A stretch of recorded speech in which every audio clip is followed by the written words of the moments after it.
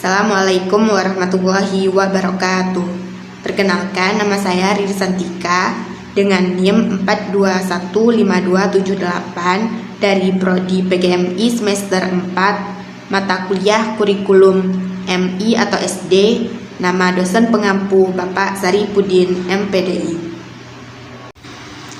Perspektif Kurmer. Kurikulum Merdeka ini dikenal dengan nama kurikulum prototipe untuk sekolah penggerak. Kurikulum Merdeka sebagai opsi pemulihan pembelajaran.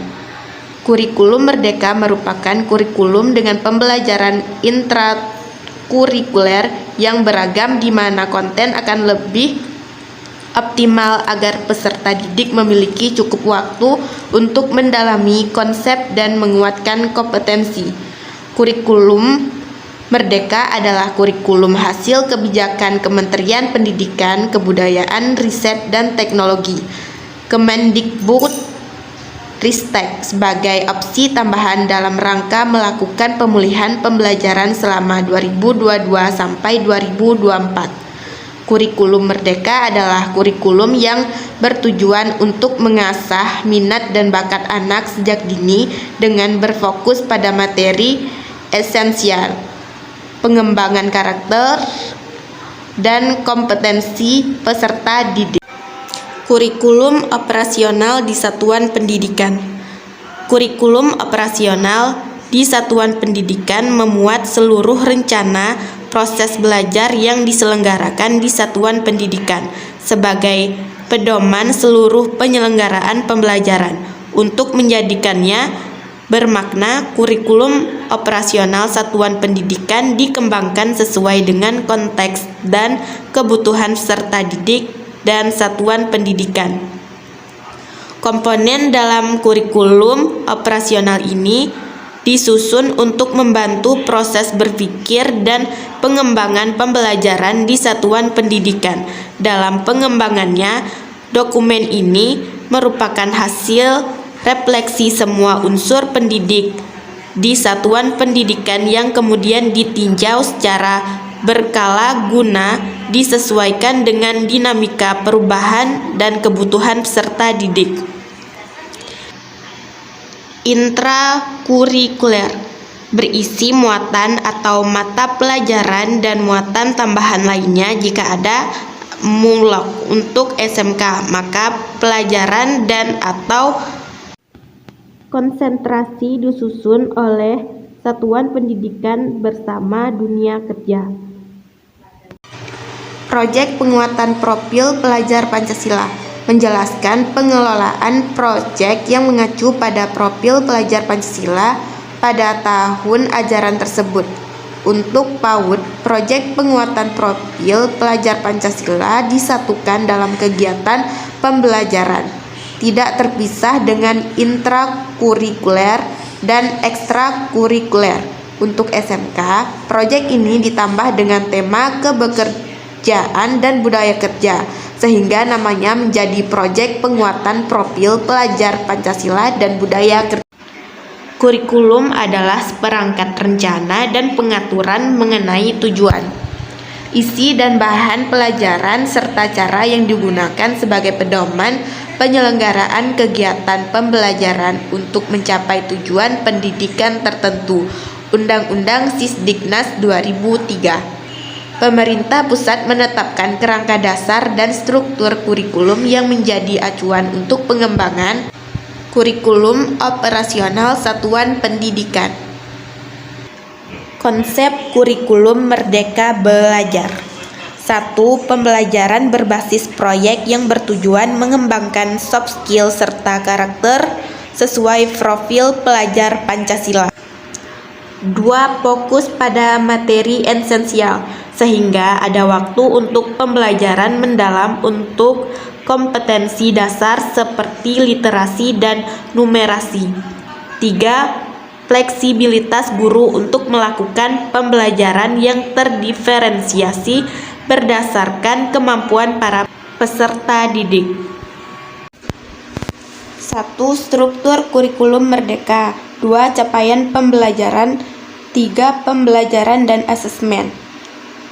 Pembelajaran dan asesmen memiliki 4 komponen.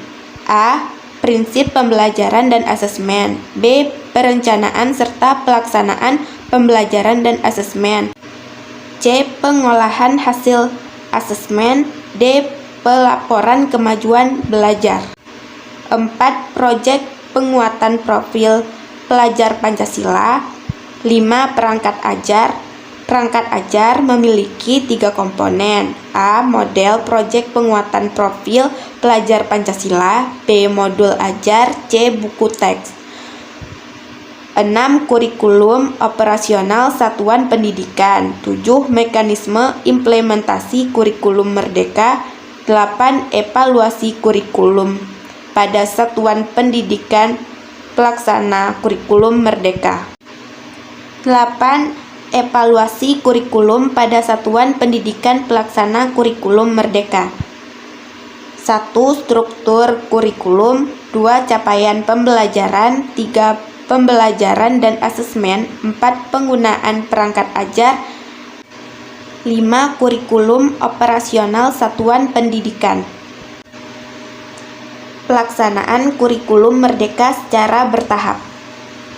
Tahun pertama, kelas 1 hingga kelas 4. Tahun ketiga dari kelas 1 hingga kelas 5. Selanjutnya tahun ketiga dari kelas 1 hingga kelas 6. Struktur kurikulum merdeka. Struktur kurikulum pada pendidikan dasar dan pendidikan menengah dibagi menjadi 2 kegiatan utama, yaitu 1. Pembelajaran intrakurikuler. 2. Proyek penguatan profil pelajar Pancasila. Proporsi beban belajar 20% per tahun.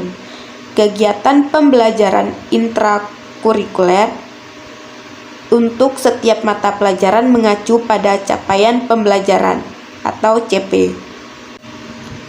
Kegiatan proyek penguatan profil pelajar Pancasila ditunjukkan untuk memperkuat upaya pencapaian profil pelajar Pancasila yang mengacu pada standar kompetensi lulusan atau SKL.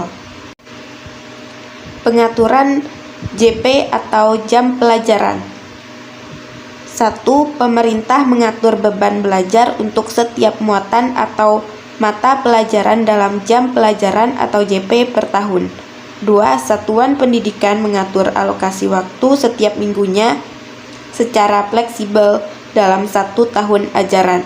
3. Satuan pendidikan menambahkan muatan lokal yang ditetapkan oleh pemerintah daerah sesuai dengan karakteristik daerah. Karakteristik tambahan muatan lokal. Satuan pendidikan dapat menambahkan muatan tambahan sesuai karakteristik satuan pendidikan secara fleksibel melalui 3 pilihan. 1.